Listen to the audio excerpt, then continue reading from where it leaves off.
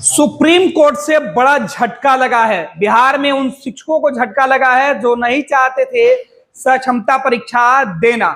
वो पहले Patna high court से झटका लगा, उसके बाद वो सुप्रीम कोर्ट पहुंचे थे।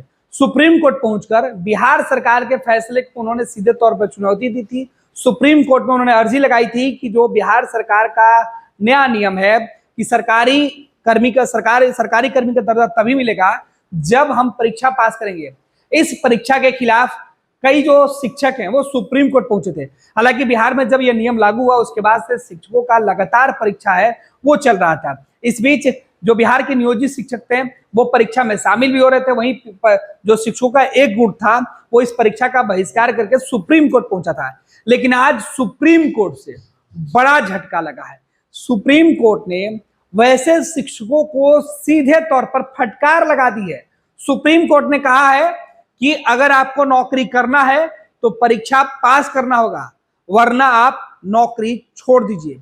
सख्त लहजे में सुप्रीम कोर्ट की चेतावनी शिक्षकों को दी गई है।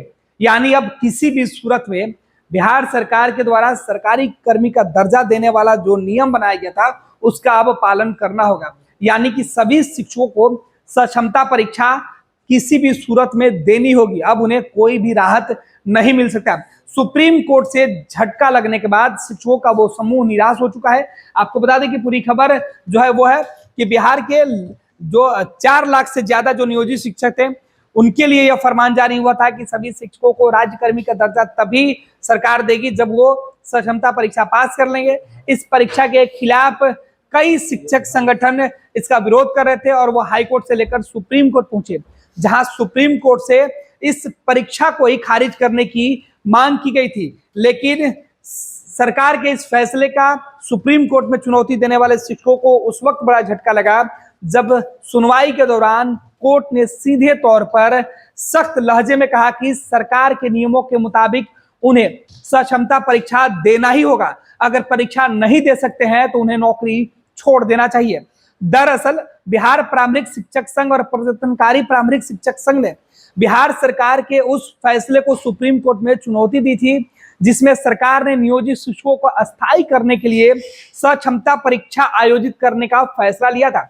सुप्रीम कोर्ट ने दोनों शिक्षक संघ की याचिका पर सुनवाई करते हुए कहा कि शिक्षक राष्ट्र के निर्माण में अहम भूमिका निभाते हैं और उन्हें अपने कौशल को और भी बेहतर करने के लिए हमेशा तैयार रहना चाहिए। सुप्रीम कोर्ट ने सख्त लहजे में कहा कि हम देश और खासकर बिहार के बच्चों की शिक्षा के प्रति काफी गंभीर हैं। ऐसे में अगर कोई शिक्षक नियमों के अनुसार नहीं चलना चाहते हैं तो उन्हें इस्तीफा दे देना चाहिए। सुनवाई के दौरान बिहार सरकार ने स्पष्ट किया कि नियोजित शिक्षकों से ली जाने वाली सक्षमता परीक्षा पूरी तरह से वैकल्पिक है। इस परीक्षा को पास करने वाले नियोजित शिक्षकों को राज्यकर्मी का दर्जा दिया जाएगा। लेकिन जो शिक्षक परीक्षा पास नहीं करेंगे या परीक्षा नहीं देना चाहते हैं उन्हें सरकार नौकरी से नहीं निकालेगी। आपको बता दें कि इसके पहले नियोजित शिक्षकों ने सरकार के फैसले को पटना हाईकोर्ट में भी चुनौती दी थी। हालांकि हाईकोर्ट ने भी उनकी याचिकाओं को खारिज कर दिया था।